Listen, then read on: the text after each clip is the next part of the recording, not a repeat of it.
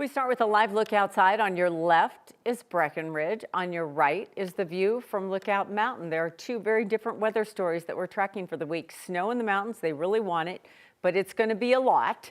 And fire danger in the foothills and the eastern plains. Thanks for joining us at 4 o'clock. I'm Kim Christensen. And I'm Phil Lipoff. This is one of those situations where be careful what you wish for. We are expecting two drastically different weather forecasts across the state. And it all really will bring Chris in. Chris, it depends on where you are, right? Because the mountains, it's going to be a snow event. We're going to have what, more wind? Yeah, exactly right. I like that split screen because it tells the story. In the mountains, one forecast, as you said, exactly right, Phil.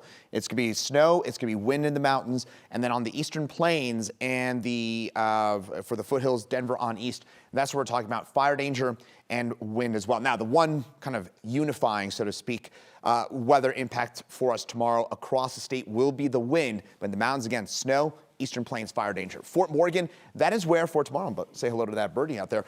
We are going to be talking about tomorrow winds that could gust up to about 70 miles an hour across the northeast plains. And then in the mountains, we've got those snow squalls. That's a burst of snow and wind that is likely tomorrow during the morning hours. Two waves of snow. One tomorrow morning that'll bring us that snow and wind, and then another one tomorrow night and into Wednesday. Elevated fire danger for the eastern plains. And this is what I call a Colorado coloring book here. When we got all these different colors from weather alerts, that is a classic Colorado late winter, spring kind of setup for us here, because you've got wind, you've got winter weather alerts, you've got fire danger, you've got it all here with that combination of snow, wind, and fire danger for tomorrow. Eastern plains fire danger, that's going to be the main concern, with winds 60+ miles an hour for us tomorrow and a very dry air mass. And then also those winds that'll be gusting, especially in the southeast plains along Highway 50. Some areas here could gust up to 80 miles an hour tomorrow, and that wind will really pick up late tonight, but more into tomorrow. I'll time out that wind and also get in detail on how much snow you can expect and when that snow will peak. That's coming up in just a few minutes. Because of the heightened fire danger along the eastern plains, Xcel is activating enhanced safety settings on power lines across eastern Colorado. Those settings make the lines more sensitive. They can automatically shut off electricity if something like a tree branch hits a line. Xcel says they're not only no planned power shutoffs right now, then like they did on previous high wind days, but if the wind does get bad, it's likely the power will go out. And with that snow on the way, the Colorado Avalanche Information Center is issuing another avalanche watch. It starts Wednesday morning and will last through Friday night. This is a look at the avalanche danger map. You can see a lot of that yellow and orange, which are the level 2 and 3 avalanche danger areas. Erie police are working to identify the driver who hit and killed a child Sunday, then just sped away. They initially had very little to go on. No description of a vehicle, no witnesses, no surveillance video. And today investigators were pursuing those leads, the few that they had. Kevin Vaughn from 9 News Investigates joins us from Erie. And Kevin, no one actually saw this happen. Kim and Phil, that's what Erie police are telling us, that the first person who called 911 reported simply finding this child injured in the roadway. We're here along Village Vista Drive, which runs parallel to Highway 7. This road separates a condominium complex from fast food restaurants, a car wash, and a dental clinic. It was about 4:40 Sunday afternoon that someone hit this child. During the day today, people have stopped by and left stuffed animals, flowers, balloons, and members of the boy's family have also been here and recently returned and are here now, grieving at this site. This was one of just 3 bad accidents in the area over the weekend. On Friday night, a 15-year-old riding a scooter was injured in a collision with a car on Erie Parkway. And then early Sunday morning, an 18-year-old died and another person was injured in another fiery crash, also on Erie Parkway. Reporting live in Erie, Kevin Vaughn, 9 News. Oh my goodness, that's so much for a relatively small community to deal with, but the death of a child and somebody just driving off, that's unbelievable, Kevin. Yeah, and as we said, detectives have been working through the day today to try to identify a suspect in this tragic death. Well, hopefully someone will find a conscience and come forward. Thank you so much. Denver police are investigating after a train hit and killed a pedestrian today. This happened near Smith Road and Dahlia this morning. The A-line train was replaced with shuttle buses while police investigated. The A-line is restored now. DPD has not released any information about the victim.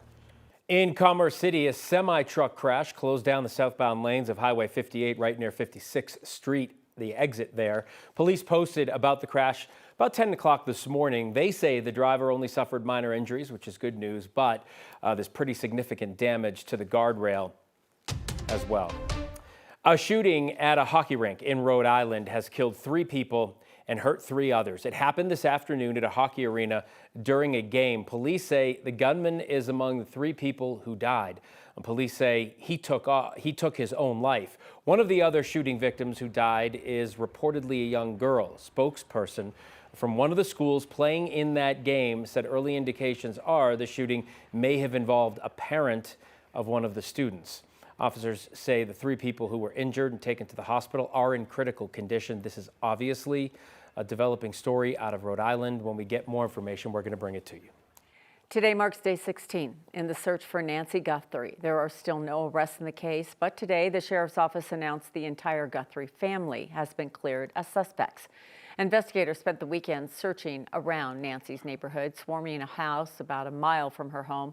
But 2 sources tell NBC News that they are leaning away from the man who lives in that house and away from the man they questioned last week. This comes as Today Show anchor Savannah Guthrie shared another plea on social media to whoever is responsible. It is never too late to do the right thing. And we are here. We believe. And we believe in the essential goodness of every human being. And it's never too late. The FBI says DNA from a glove recovered near Guthrie's home is being analyzed to determine the identity of a possible suspect. That glove appears to match the glove worn by the masked person in this video, taken from a doorbell camera early morning hours that Nancy Guthrie disappeared. The FBI says it will not be sharing evidence with state investigators about the shooting of Alex Preddy. The Minnesota Bureau of Criminal Apprehension shared that news today. In a statement, they say the FBI formally notified them Friday that it will not provide access to any information or evidence that it has collected on the January 24th shooting. State investigators say they have also requested information on the shooting death of Renee Good, who was from Colorado, and the shooting of one other person there. They said it was not clear if there will be any cooperation in those cases. Today marks the start of a first full week of a partial government shutdown. Congressional Democrats are refusing to fund the Department of Homeland Security until there is better oversight over President Trump's immigration enforcement policy. Some of the reforms Democrats are demanding include a uniform code of conduct for ICE operations, no more masks for ICE agents, and they want them to obtain warrants signed by a judge before they make an arrest. President Trump has not said if he will make any concessions. DHS employs more than 200,000 people. It includes ICE, but also other critical agencies like FEMA, the Coast Guard, and TSA. Congress is on recess for another week until Monday, February 23rd, which means this partial government shutdown will last until at least then.